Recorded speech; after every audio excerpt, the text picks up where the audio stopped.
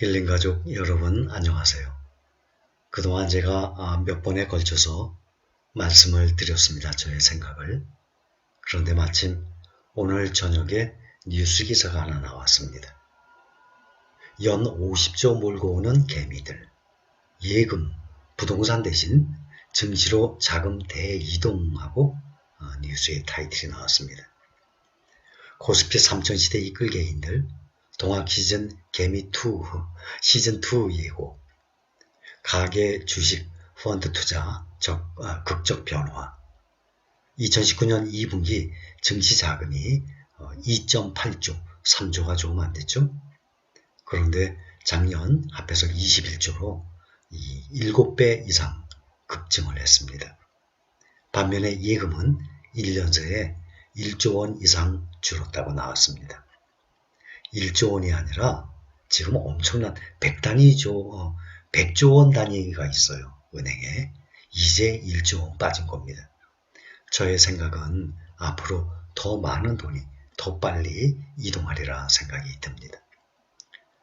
지난해 유가증권 시장에서 약 47조 4천억 원가량의 주식을 순매수한 개인 투자자들은 코스피가 2000을 중심으로 등락을 반복하던 2007년부터 19년까지, 그러니까 12년, 13년 그동안 47조 원을 매도를 했었어요.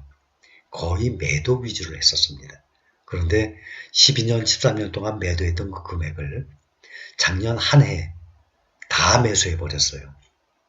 한국은행이 지난해 3월 말 기준으로 조사한 자료를 보면 국내 가계자산 중에 76%가 부동산, 저축주식 펀드 등 금융자산은 24%. 그러니 약 4분의 3이 부동산이고 4분의 1이 주식, 펀드, 저축 이러한 금융자산입니다. 그러니까 4분의 3, 4분의 1 아닙니까? 이것이 앞으로는 3분의 2, 3분의 1 이 정도로 변화가 돼갈 것입니다. 정확히 10년 전인 2010년 조사를 결과를 봐도 부동산 비중이 76%, 금융자산 비중 21%, 그동안 큰 변화가 없었습니다. 또 코스피가 2008년 금융위기를 맞았었거든요. 그때는 2000에서 주가가 1000 아래로 떨어졌습니다. 그러면 반토막이 났다는 얘기 아닙니까? 앞으로도 이렇게 위기가 오면 반토막이 날 수가 있습니다. 얼마든지 그럴 경우가 생깁니다. 저는 그때를 대비해서 여러분들께 항상 말씀을 드리는 것입니다. 주가는요, 위기가 오면 반토막이 납니다. 많은 사람들이 놀려서 공포에 질려서 팔아버리고 손해를 확정짓는 사람들이 많이 계실 겁니다. 저는요, 그때 되면은 더 사들일 것입니다. 미래를 보고. 그러면 이렇게 반토막 났다가 영원히 복구가 안 되면 어떡합니까? 생각하시는 분들이 계세요. 그렇다면 다른 말로 표현하면 이 전 세상이 경제가 이렇게 반토막 난 후에 전혀 복구가 안 되고 앞으로 점점 퇴보한다고 생각하는 겁니다. 앞으로 미래, 기술이 더 발전이 되겠습니까? 경제가 발전이 되겠습니까? 더 하락, 후퇴가 되겠습니까? 그거 생각하시면 됩니다. 그래서 저는 미래에는 그동안 역사적인 반복에 의해서 반토막이 나거나 위기가 오면 많이 떨어집니다.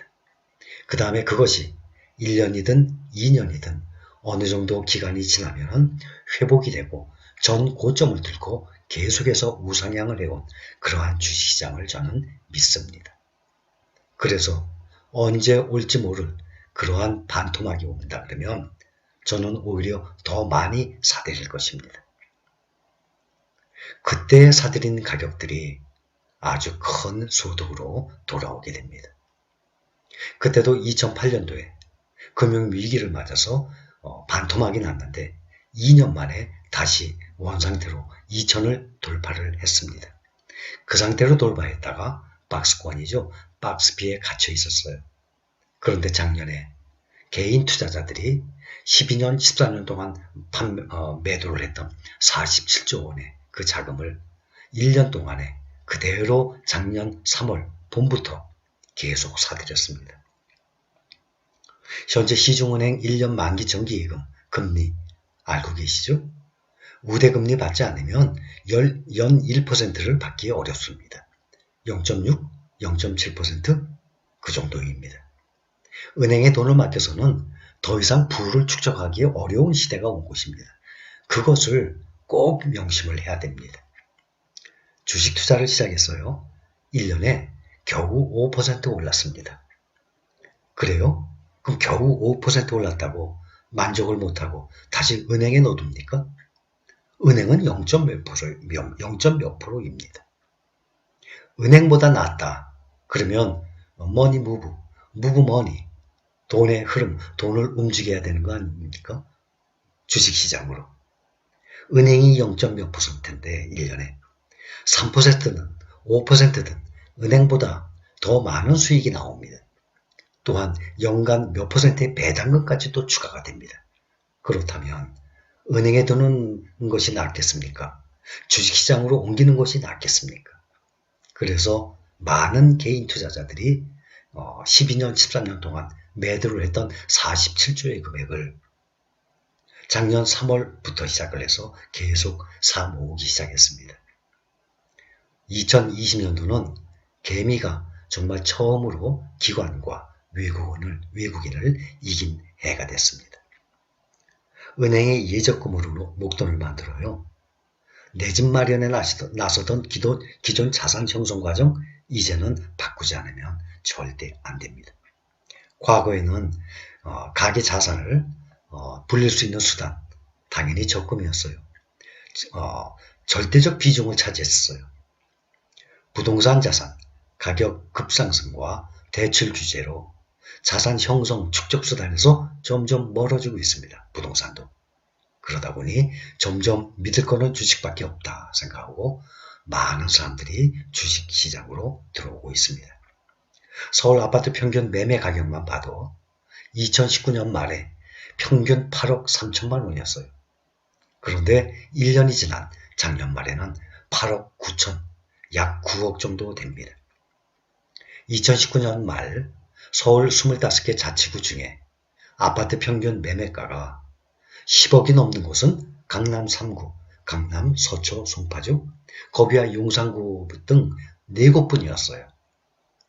지난해 말에는 종로구, 광진구, 마포구까지 가서 해서 7곳으로 늘었습니다.